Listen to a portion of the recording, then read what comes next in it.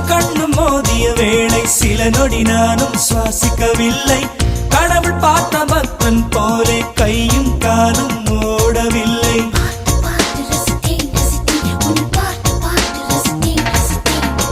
தேவதையும் பேருந்தில் வருமா கனவா நனவா தோன்றவும் இல்லை. நல்ல வேளை சிறகுகள் இல்லை, நானும் அதனால் நம்பவில்லை. நெற்றி என்ற மேடையிலே ஒற்றை முடியை ஆடவிட்டாள்.